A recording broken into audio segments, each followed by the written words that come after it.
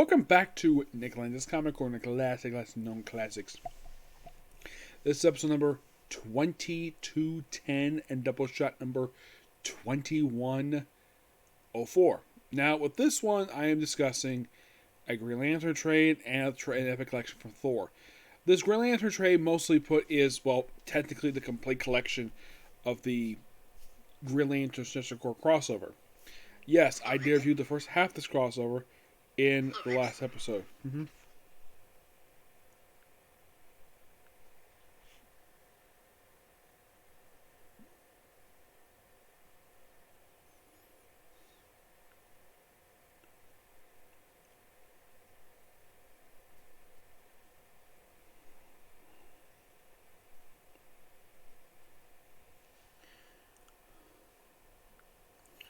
Yeah, so the first half of the crossover in Volume 1 only covered the first half of it. Basically, the first 5 parts. With this particular thing, we're discussing pretty much the rest. Now, you might be thinking, is there like a lot of stuff happens in this portion? Oh god, yes, there is. Yeah, where basically we're having a lot of fighting on Earth. Surprisingly for this story, and I was reading this, and here's the strange thing about this. That for this crossover, you would think because you have the Green Lantern Corps and the Sinestro Corps fighting on Earth, and yet for some reason, no Earthbound superheroes in the story. Yeah, I thought this is kind of weird. Yeah, there's no the Justice League. Despite the fact Hal was, I don't think he was on the main team at this point. I think that John Stewart was. Yes, I think he was. Yes. Yeah, Volume 2 for Sinestro Corps War, mostly put just covered basically 24-25 of the main story itself, and of course also 16 and 19. Basically 4 issues. So, of course, the book is still done by Jeff Johns and Dave Gibbons. Excuse me.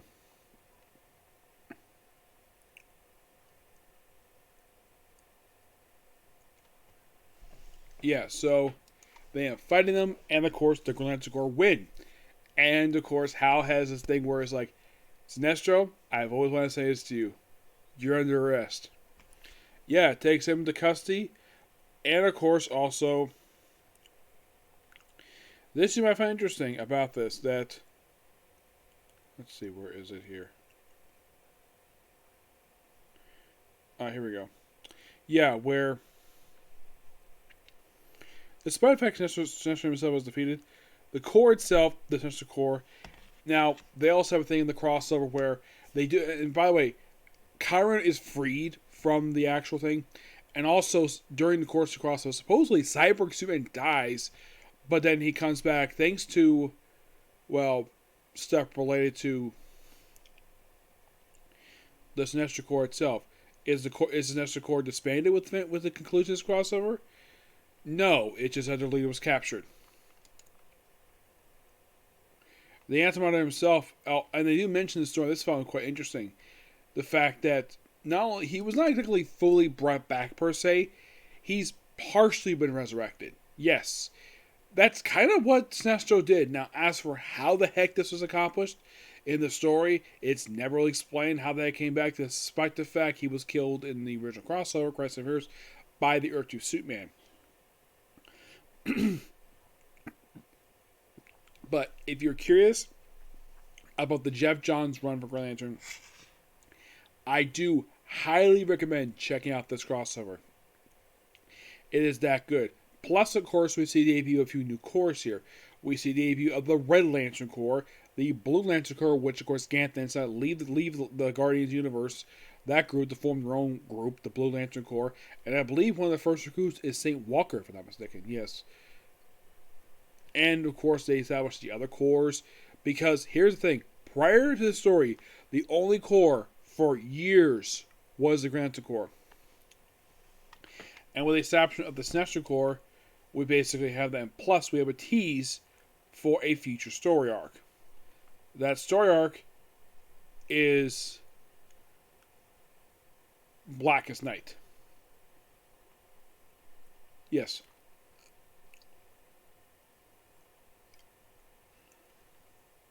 But this was really good. I love this story.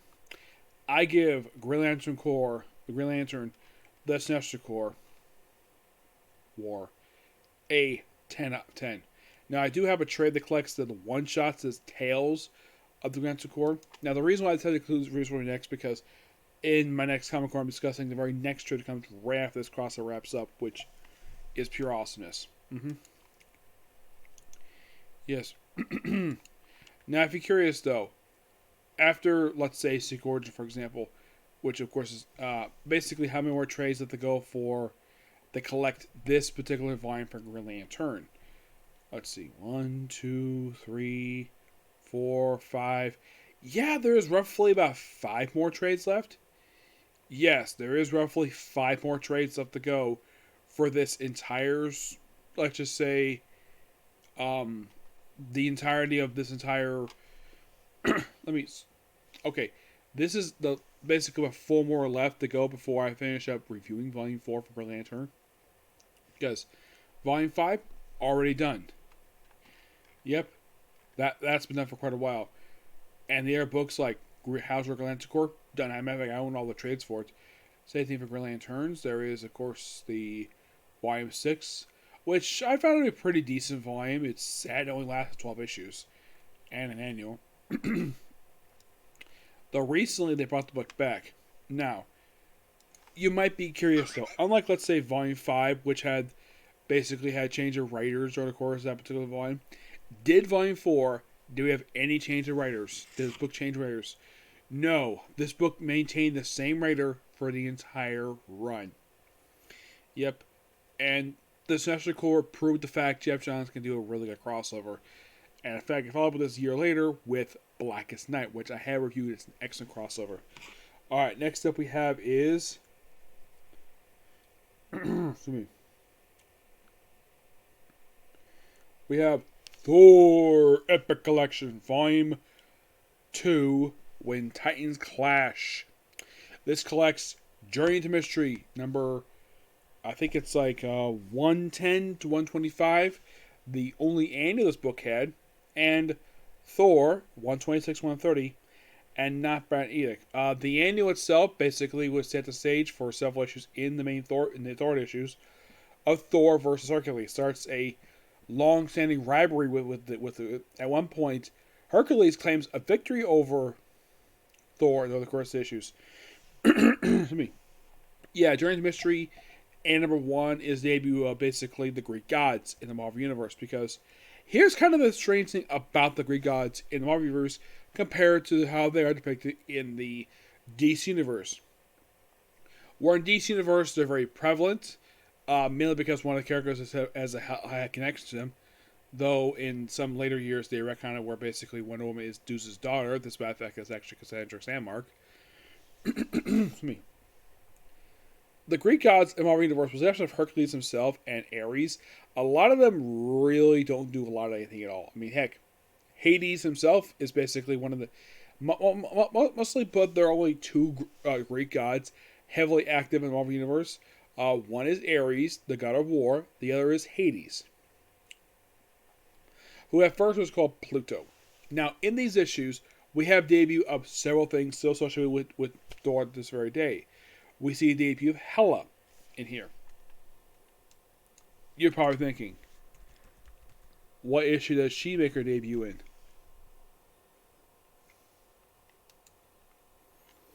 It wasn't Journey to Mystery. Well, actually, I thought it was in this book here. It's actually, I think, like next book. So, let me find. There we go.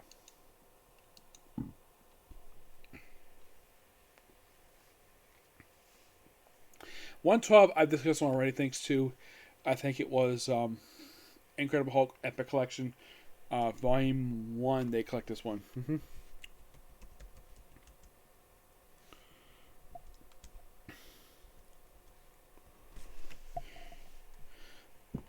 There's also a backup story in here where Loki is basically accused. Now, in the first issue, you basically have Thor versus Mr. Hyde and Cobra, and of course his brother Loki. Yeah, and also we have the backup stories. We have stuff related to Ragnarok, well, version anyways. Loki has usually been the primary main bad guy of these issues. We also have the Phantom, whom touch means death, who only appears in issue 111. Yeah. There's also something here with Jane Foster, where at one point in these issues, where Thor reveals to Jane Foster that he is in fact, well, mild mannered Don Blake. And of course, now Thor says, "Forgive me, Father."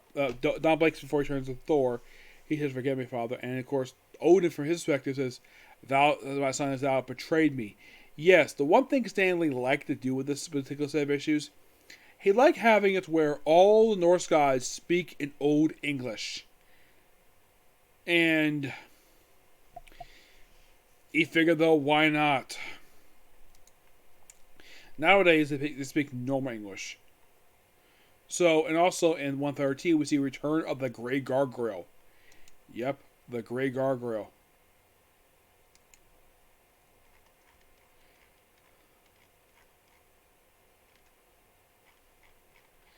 Yeah, what was his previous appearance before this one? Well, he was actually kind of frozen, and he was freed in this issue. Mm-hmm.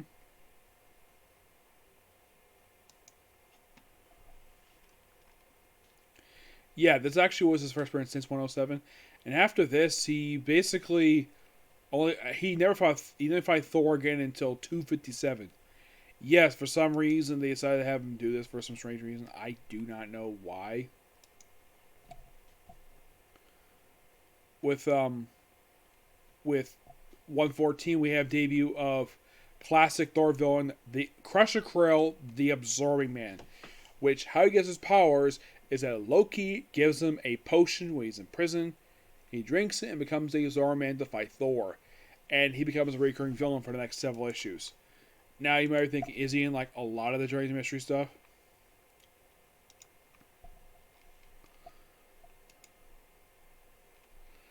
Well, he is. As a matter of fact, he's in the following issue.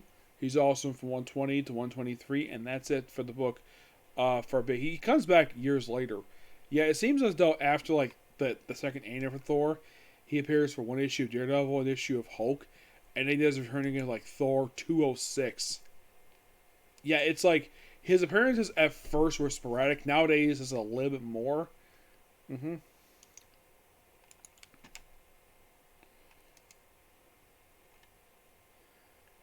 Yeah, so after that two-part appearance, what does he do when he's not fighting him? Well, we have basically Thor fighting the Enchantress Executioner again. We'll also have someone called Yogg the Invincible, who only appears in one issue. Yeah, he never appears again. Yeah, it's more Loki. It's Thor's fighting the same people over and over again, and then we have debut of the basically have him fight the. He participates in freaking Vietnam for some reason. 117. Yeah, I do not know why. And then we have, the debut of the Destroyer Armor.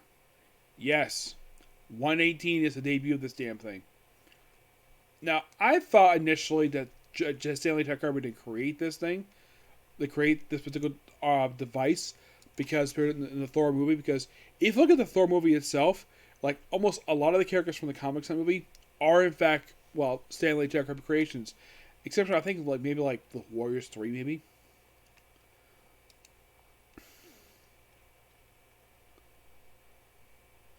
Yeah.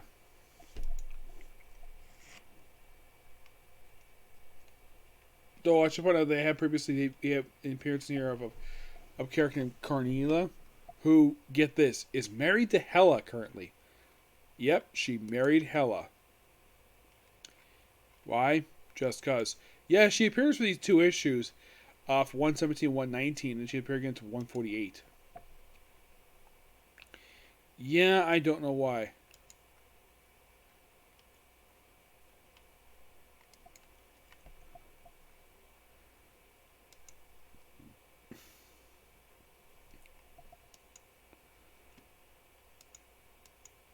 Yeah, and by the way, what causes Hercules and Thor be drawn to battle? Well, It's because of Loki.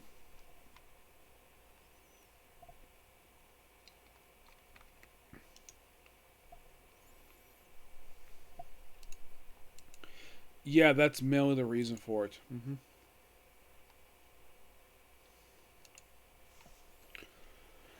Yeah. Oh, that's not good. Yeah, so yeah, they're basically drawing the battle with it, and after fighting Absorb Man for several issues, and then for the next 2 issues, he fights off, of course, Hercules. Hercules becomes sort of a recurring character in the pages of this book.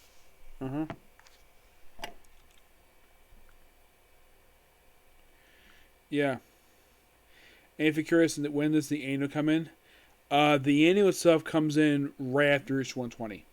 That's the annual comes in, and then basically you have 5 more issues during Mystery, and then switch over to Thor. Now, oddly enough, out of all the books that were numbered, this actually was one of the higher numbers I've seen. Now, as for why it was renumbered, don't really know.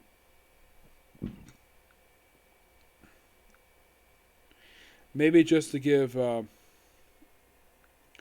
Thor's ongoing series.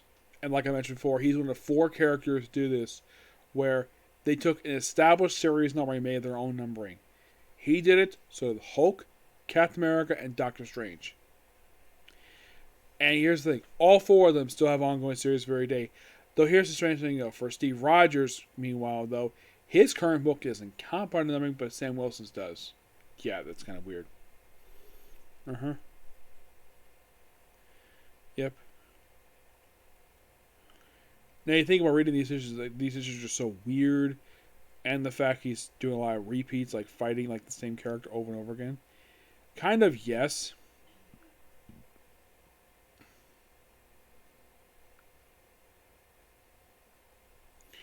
Yeah, it kind of is, basically. And if you're curious to what this Hercules looked like in his debut comic, he looks like this. Let me get back there here. There we go. Sorry for the glare, but yeah, that's Hercules' his debut appearance.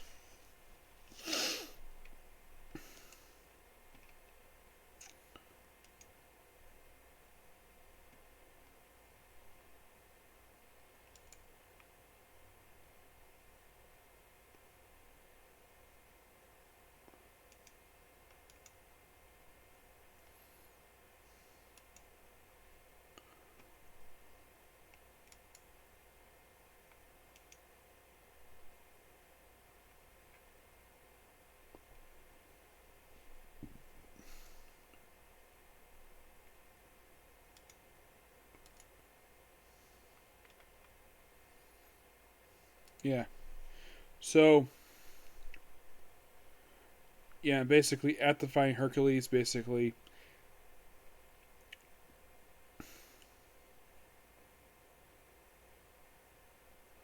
Yeah, fighting Hercules and the Absorb Man. It's just basically like a lot of fun stuff here. Yeah. Stuff that's really enjoyable. Yeah, something I personally enjoy.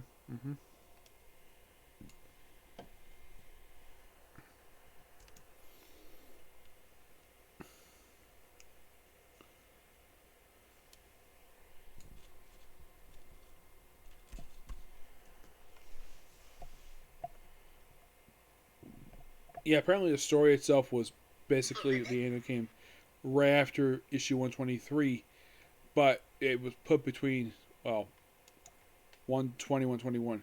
We also 123 debut a character known as Demon known as Borgen Babish Kenbish, who only appears 4 times. Yeah, he appears in these 3 issues here, and an issue of the Marvels. And that's it. Yeah. So I basically have these 3 issues here. He basically deals with fighting Hercules, like fights in like the streets. We also have Sir the Merciless, who only appears in this issue here, 126. He appears just in these 3 issues, and that's it.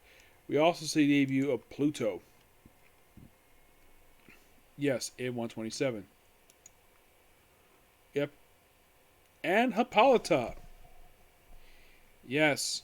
Who, get this, at one point, she actually dated Hercules. Yes, seriously, this beautiful woman.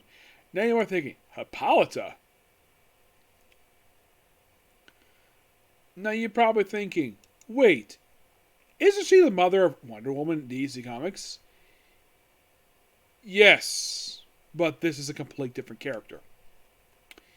Yeah, my guess is probably the reason why that she was. This version has nothing to do with Queen Hippolyta of DC Comics, and sometimes she's given ultimate spelling in order to avoid copyright strike, copyright a lawsuit from DC over this.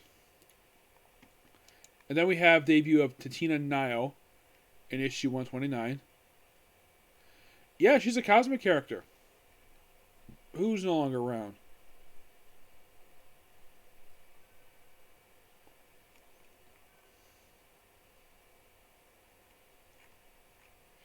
Yeah, and she appears in these. She basically becomes a recurring character for a little while in pages of Thor. If you're curious, though, she's currently deceased. Yeah, she got killed off in the finale of Annihilation Ronin. Yeah, but these two here, first two appearances.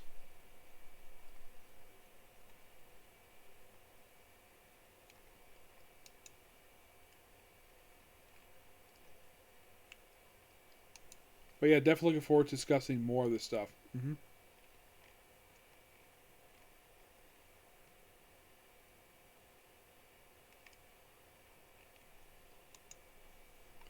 Yeah, next time we're gonna get a lot more interesting stuff. I do mean a lot more interesting stuff here.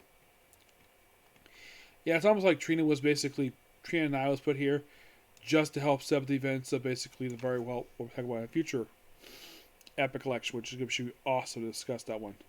The Black Galaxy. Which I'm very much looking forward to discussing in the future. But in the case of this particular epic collection, I give this one a 10 out of 10. It is pure awesome at its finest. Another one basically like that. Yep. The one like Hulk, which is like amazing. I love Hulk. Thor is a bit more weirder because there's no more cosmic stuff, but it's all Jack Kirby. Excuse me. If you're curious though, how long did Jack Kirby stay on this title? The answer will shock you, to say the least. Yes. How long does Jack Kirby stay on Thor? Well, he basically writes a majority of the Thor appearances from during the mystery. He only skips issues 90 to 92 and 94 to 97. In the case of the Thor ongoing series, well, he does issue 126 to 177 and does 179 in the second, and that's all he does. Yeah. Hulk, he basically, if you're curious though, I have covered all of his stuff he did for Hulk. So Hulk is by far the only character I've covered everything for him. Mm-hmm. I've covered a little bit of his Avengers run. Yes. And I'm definitely looking forward to discussing more of his stuff. Now, Jack Kirby is one of my favorite artists because the guy is he's basically what his title says. He's the king of comics. There is no denying. Oh, by the way, 9 by 8, it's just a comedy issue of like one of the other issues in the book. But yeah. We're going to do more stuff here with the Black Galaxy when I get a chance to get my hands on Volume 2. Yep. But yeah, that's particularly it, particular view. Now, you probably were thinking, okay, Nick, you say he was going to do Doctor Who as you did, well, case closed. That was a plan, but I don't have time to do that tonight. I'll probably do it tomorrow. Which I'm discussing the penultimate story of the Key of the Time story arc. And do I think I might have time to do the following one, or the final one? Not sure. My plan right now for Doctor Who is to work on the last two segments of Key of Time and the sequel story, the Blackguard Trilogy. Yep. Y'all discuss in the future. Okay, next video. Bye.